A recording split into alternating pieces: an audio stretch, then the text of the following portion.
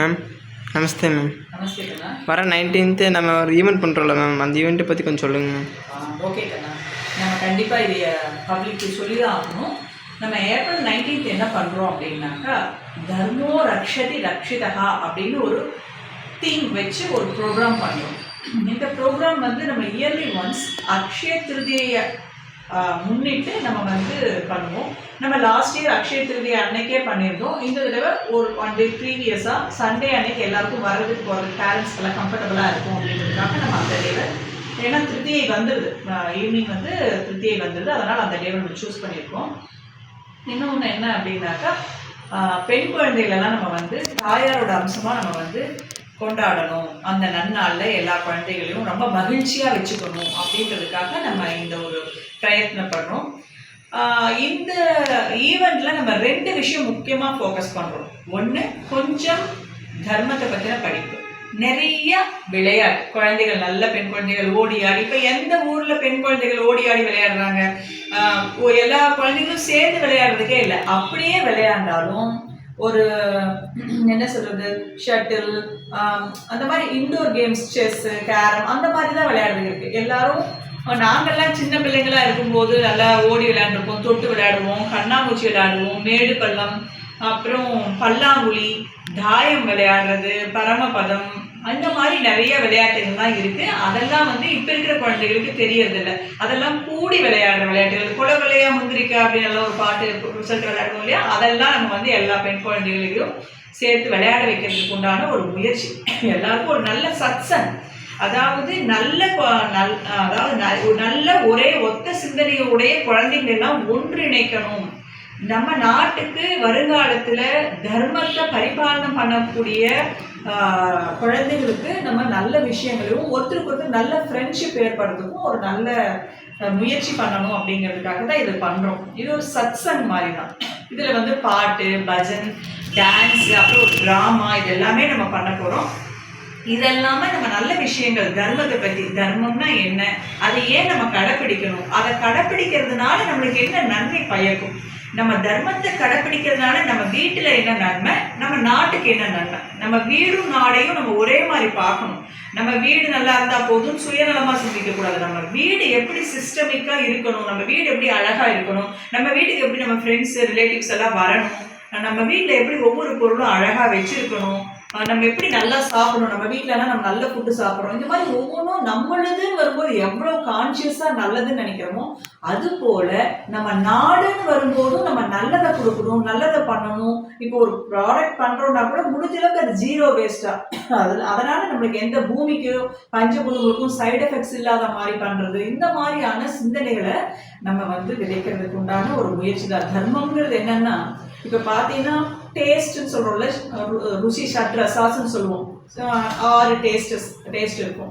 அப்புறம் நவகிரகம் சொல்லுவோம், நவதானியம் சொல்லுவோம், பஞ்சபூதம் சொல்லுவோம், காற்று, ஆகாயம், இதெல்லாம் இருக்கு இல்லையா, பஞ்சபூதங்கள் ஒவ்வொன்றும் நிறையா இருக்கு. ஆனால் அதே போல் நம்ம ஆண், பெண், இந்த மாதிரி ஒவ்வொன்றுலேயும் நிறைய வேரியன்ஸ் இருக்கு. ஆனால் ஒழுக்கம் அப்படின்னு வரும்போது அது ஒன்று தான். இந்த ஒழுக்கம் அந்த ஒழுக்கம்னு சொல்றதுக்கே ஒன்றும் இல்லை. அப்போ ஒழுக்கம் அப்படிங்கிற ஒரு விஷயம், ஒரு ஸ்ட்ராங்கான விஷயம் நம்ம அம்மா அப்பா கிட்ட இருந்து மட்டும்தான் நம்ம கற்றுப்போம், நம்ம குரு டீச்சர்ஸ் கிட்ட இருந்து கற்றுப்போம். அதை நம்ம ஸ்ட்ராங்காக கடைப்பிடிக்கிறதுக்கு எது நம்மளுக்கு ஹெல்ப்ஃபுல்லாக இருக்கும், நல்ல ஃப்ரெண்ட்ஷிப் இருந்தால் தான் அந்த நல்ல ஒழுக்கங்களை நம்ம கடைசி வரைக்கும், நம்மளுடைய லைஃப் எண்டு வரைக்கும் நம்ம கொண்டு போக முடியும். ஸோ அது அந்த பற்றின விஷயமும் நம்ம இதில் நம்ம சொல்ல போகிறோம். அப்புறம் இன்னொரு முக்கியமான விஷயம் என்னன்னா, 3 R's, R3ன்னு வச்சுக்கலாம். அதை பற்றியும் நம்ம குழந்தைகிட்ட பேச போகிறோம். அது இதெல்லாமே ஒரு லெசன் மாதிரி அவங்களுக்கு எடுக்க போகிறது இல்லை, நல்ல ஆக்டிவிட்டி பேஸ்டு பிளேயிங் கேம்ஸோடு நம்ம இந்த விஷயத்த சொல்ல போகிறோம். என்ன அப்படின்னாக்கா, ரெஸ்பாண்ட் பண்ணுறது. ஃபர்ஸ்ட் R, ஒருத்தர் கூப்பிடுறாங்க இல்லையா, இப்போ நான் உங்களை கூப்பிட்ட உடனே நீங்கள் உடனே ஓடி வரீங்க, சுதாகர்னா உடனே மேம் அப்படின்னு வருவீங்க. அப்போ அது போல் நம்ம வீட்டில் அம்மா கூப்பிட்டா உடனே அதே போல் போகிறோம், நீங்கள் போகிறீங்க, ஆனால் அதே மாதிரி எல்லாரும் போகிறோம். ஸோ ஒருத்தர் நம்ம டீச்சர்ஸோ நம்ம பேரண்ட்ஸோ கூப்பிட்டா உடனே ரெஸ்பாண்ட் பண்ணுறது. அப்போ அது சின்ன விஷயமா இருந்தால் கூட அது ஒரு பெரிய டிசிப்ளின். அது வந்து நம்மள ஒரு செயல் ஒருத்தருக்கு ரெஸ்பெக்ட் கொடுக்கறது கொடுக்கும். ரெஸ்பாண்ட் பண்றது என்னது? அது ஒரு ரெஸ்பெக்ட் கொடுக்கறது. இப்ப ரெஸ்பாண்டும் ரெஸ்பெக்டும் நம்ம கிட்ட இருந்ததுன்னா நம்ம ரெஸ்பான்சிபிலிட்டியை தைரியமா எடுத்துக்குவோம். புரியுதா? நம்ம ரெஸ்பான்சிபிலிட்டி இப்போ உங்ககிட்ட ஒரு வேலையை சொன்னா நீ என்ன பண்ணுவது? அதை கண்ணுக்கருத்துமா அதை செய்வேன். அப்போ அந்த பொறுப்பை உணர்ந்து நடக்கிறது, பொறுப்பை எடுத்துக்கிறது. இப்போ நம்ம வீட்டில் ஒரு பொருள், இப்போ இந்த இடத்துல ஒரு தண்ணி குடிச்சிட்டு இப்படி டம்ளர் வச்சிருந்தேன்னா அதை நான் எடுத்து வச்சிருக்கணும் இல்லையோ, நீ பார்த்துட்டேன்னா என்ன பண்ணணும்? ஓ இந்த இடத்துல இருக்கு, இந்த இடத்துல அது இருக்கக்கூடாதுன்னு நம்மளுக்கு தெரியும். ஆனால் என்ன பண்ணுவோம்? பார்த்துட்டு அப்படியே கடந்து போவோம். அப்படி கடந்து போகக்கூடாது. அது நம்மளுடைய ரெஸ்பான்சிபிலிட்டியை நம்ம எடுத்துக்கிறதுலன்னு அர்த்தம்.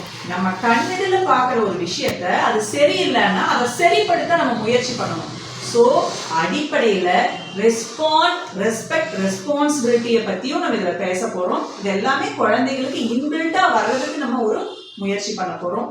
அதனால தர்மோ ரக்ஷதி ரக்ஷிதா அப்படிங்கிறது வந்து யார் ஒருவர் தர்மத்தை, அறத்தை கடைபிடிக்கிறார்களோ அந்த அறம் அவங்கள காப்பாற்றும். நம்ம வந்து சரியா இருந்தோம்னா கண்டிப்பா நம்மளுக்கு நல்லதுதான் நடக்கும். நம்ம நல்ல விஷயத்த ஒருத்தர் பண்ணோம்னா கண்டிப்பா நம்மளுக்கு நல்லதுதான் நடக்கும். கடவுள் நமக்கு துணை இருப்பார். கடவுள் நமக்கு எப்பவுமே நல்லது மனசுக்குள்ள இருந்து சொல்லுவார்.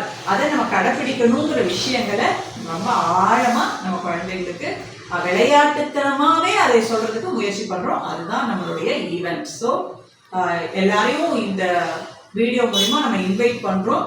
நம்ம வந்து இதுக்கு உண்டான கான்டாக்ட் நம்பர் வந்து இந்த ஈவெண்ட்ல கலந்துக்கிறதுக்கு நீங்க ஒரு மெசேஜ் பண்ணீங்கன்னா அப்புறம் உங்களுக்கு எல்லா டீட்டெயில்ஸும் அனுப்புவாங்க. என்னென்ன, எத்தனை மணிக்கு வர்றது, எப்படி போறது எல்லாமே நம்ம வந்து அந்த அன்னைக்கு ஈவினிங்கா வந்து நம்ம ஒரு குழந்தைகளுக்கெல்லாம் வந்து அப்ரிஷியேஷன் சர்டிஃபிகேட் கொடுத்துட்டு அவங்களுக்கு ஒரு சின்ன மெமரபிளாக ஒரு கிஃப்ட்டும் நம்ம கொடுக்க போகிறோம். So contact number 8667331638. இதுதான் நம்மளுடைய கான்டாக்ட் நம்பர். அதாவது இந்த ஈவெண்ட்டுக்கு நம்ம இந்த நம்பருக்கு வாட்ஸ்அப் பண்ணணும். கால் பண்ணால் கொஞ்சம் வர்றது கஷ்டம். வாட்ஸ்அப் பண்ணிக்கலாம். வாட்ஸ்அப் பண்ணிட்டா எல்லா டீட்டெயில்ஸும் ஷேர் பண்ணிக்கலாம்.